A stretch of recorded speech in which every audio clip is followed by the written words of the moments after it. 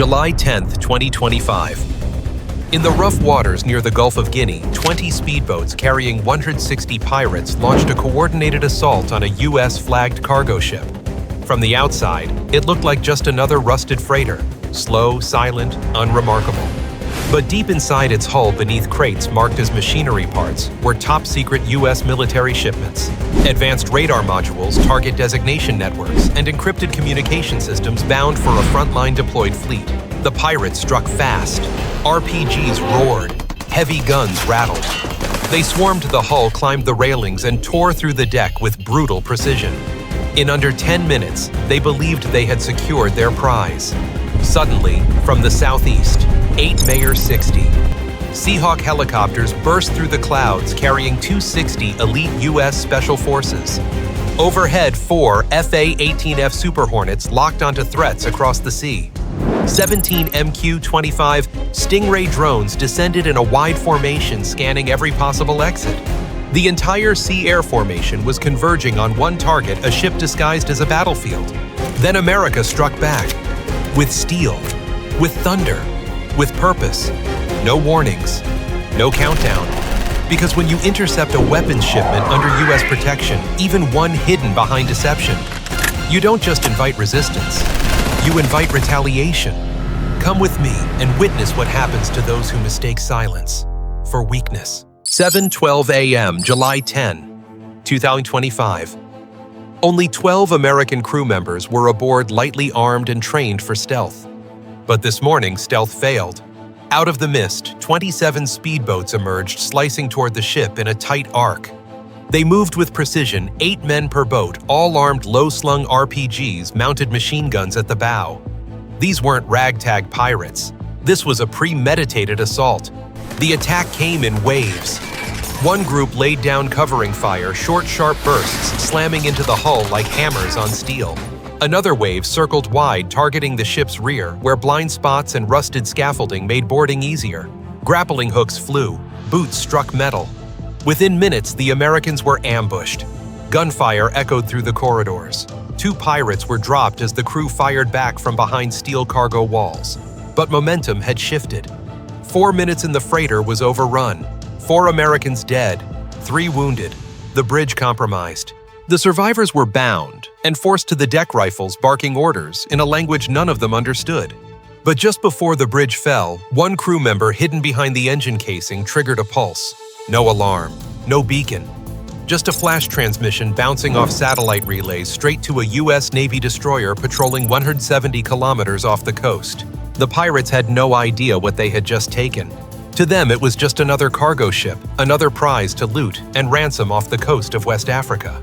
They laughed, lit cigarettes, and fired their rifles into the air. But what they boarded wasn't cargo. It was a hidden artery of American combat power, the hardware that fed the targeting eyes and defensive shell of an entire naval strike group. And more importantly, they had no idea what was coming for them. High above, beyond the clouds, U.S. warplanes were already in formation. Jet engines thundered across the sea. Drones locked onto coordinates. Assault teams stood by. Rear Admiral Sloan stepped into the Fleet Command Center. His voice was measured, firm, unshakable. No one hijacks a U.S. weapons ship and walks away. No one cripples our forward systems and expects silence. We do not negotiate with pirates. We do not flinch at threats. We respond faster, farther with force they've never seen. This wouldn't end with words. It would end with heat signatures lighting up the sky, and explosions so bright even the satellites would blink. Because now, with the silent distress signal activated, the moment had come for American warfighters to take back the ship, meter by meter. From the outside, it looked like nothing more than a rusted, sluggish freighter.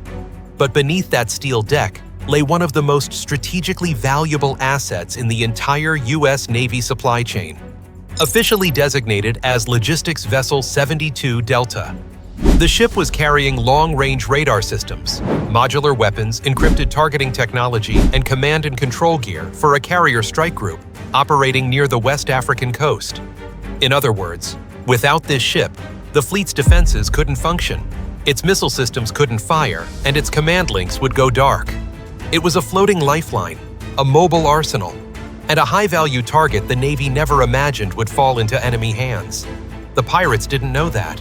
But the moment they took control, they had unknowingly severed a critical nerve in America's global warfighting network.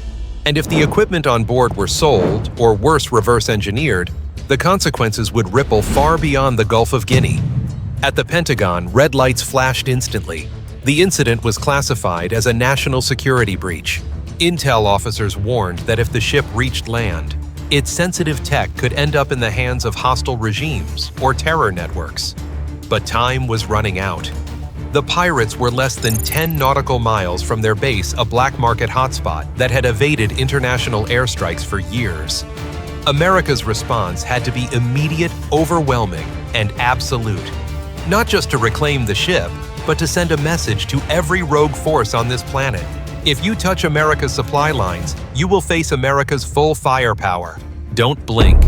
What you're about to witness is one of the fastest and most precise retake operations in U.S. Navy history. 7:15 a.m. Just 3 minutes after a U.S.-flagged cargo ship was overtaken by pirates, a top-secret emergency signal lit up the control board aboard the USS Liberty, the lead carrier of the strike group operating 132 nautical miles to the southwest. Within 30 seconds, a Tier 1 Red Alert strategic naval asset compromised was transmitted to 3 warships and 2 airborne command centers. There was no time for negotiations. Rear Admiral Peter Sloan gave the order without hesitation: activate Operation Thundernet, launch immediately. The response came fast and sharp like a cold surgical cut.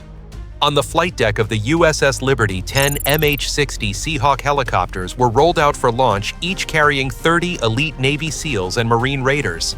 A total of 300 hand-picked warriors specially trained for shipboarding and hostage recovery. Simultaneously, 5 F/A-18 Super Hornet fighters were armed with precision-guided bombs and GAU-7A miniguns capable of unleashing thousands of rounds per minute. Below Deck 20 MQ-25. Stingray drones were launched. These state-of-the-art UAVs, powered by AI, came equipped with high-resolution thermal sensors and real-time encrypted data links connecting directly to the Tactical Operations Center. Just 9 minutes after the distress signal, the skies over West African waters roared to life. 3 counter-strike waves launched in perfect sync. The first MQ-25 drones swept ahead to locate the hijacked vessel and track escort boats. The second Super Hornets flew wide arcs, preparing to deliver devastating fire support from above. The third Seahawk helicopters skimmed low over the waves, slipping through radar blind spots to approach the target at low altitude. Each formation was guided in real time by satellites and E-2D Hawkeye early warning aircraft, ensuring total airspace control over the region. On the USS Liberty's combat operations screen, the hijacked freighter was now less than 8.2 nautical miles from shore, dangerously close to a notorious smuggling port that had evaded every international airstrike for years. If the enemy reached land, the mission would escalate into urban warfare, a far deadlier risk. There was no room for delay, no margin for error. This wasn't just a rescue mission, it was a counterstrike. And the United States was about to deliver it with overwhelming firepower and uncompromising precision. 8:01 a.m. As the hijacked cargo ship drifted closer to the shores of Ghana, the air above shifted with unnatural movement. From the northeast 7 MQ-25, Stingray drones broke formation from the low cloud layer, flying in a tight triangle, completely silent across all radio frequencies. No warnings, no radar signatures. Leading the formation, Drone 3 detected a group of 3 armed escort boats approaching the ship's stern. Targets were immediately locked using internal laser guidance to avoid detection. In under 10 seconds, microbombs with armor-piercing warheads were released with a margin of error under 30 centimeters. Water and debris erupted like a wall of exploding steel. All escort boats vanished beneath the surface. At 3,000 meters altitude, 2 F/A-18 Super Hornets punched through the clouds, deployed electronic jamming systems, and dove into low-angle attack runs. One swept across the ship's centerline, shredding the pirates' living quarters with 20mm cannon fire. The other cut in sharply, targeting a makeshift gun nest on the starboard side. A guided bomb dropped low, accurate to the meter. To the southwest, 5 MH-60 Seahawks skimmed just 15 meters above the sea, flying in a radial formation. At less than 500 meters from the target, each helicopter released its ropes. SEAL teams and Marine raiders fast-roped onto the deck. No shouts, no warnings. The American forces split into 3 assault teams. One team breached through the cargo hold where hostiles were hiding among containers. Another stormed the forward deck, securing the improvised gun emplacements. The third team pushed straight into the command center. By the time the gunfire ceased, every tactical zone was under American control.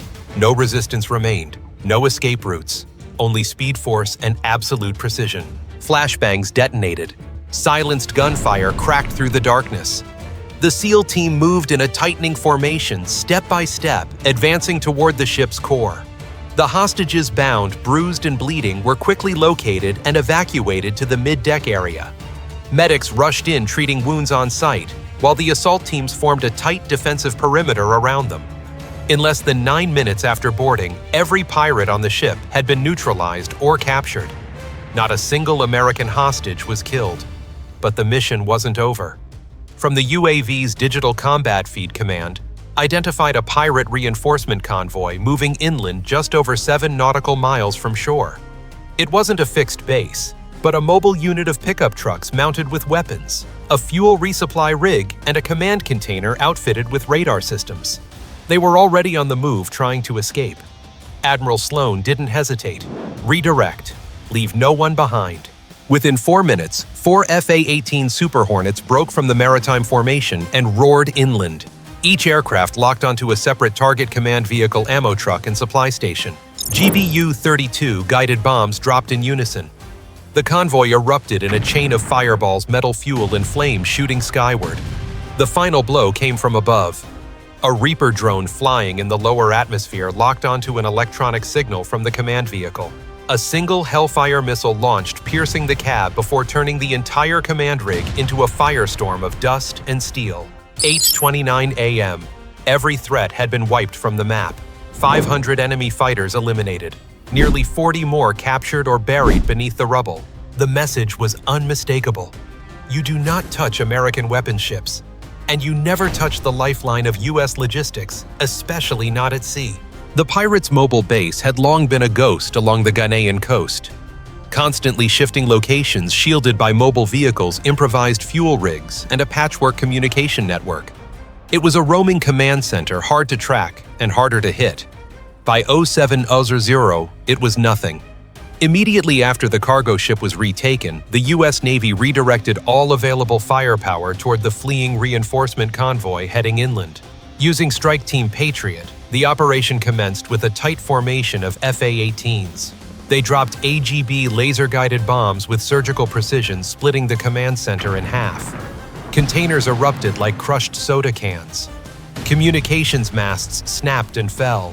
Flames roared skyward like a missile launch plume. Next were the MQ-9 Reaper drones, each armed with Hellfire missiles and thermal sensors scanning the perimeter non-stop. Their focus hidden weapons caches and disguised fuel trucks. One missile pierced directly into a booby-trapped container, setting off a chain reaction of explosions that incinerated the entire rear of the convoy.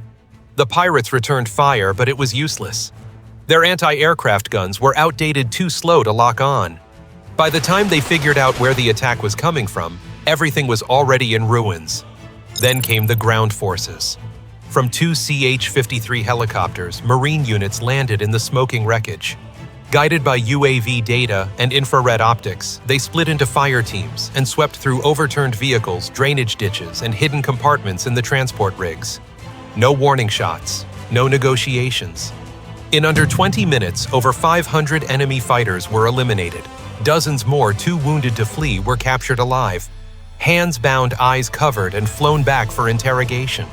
By 9:00 a.m., the entire area that once operated as a mobile logistics hub for an international pirate network was wiped off the map. All that remained was black smoke, twisted metal, and the aftermath of a calculated reckoning. And to every pirate warlord or rogue state watching from afar, the message was now scorched into the earth by fire. Touch America's strategic interests at sea, and prepare to be erased. This operation wasn't just a counterstrike. It was a message clear, decisive, and unmistakable.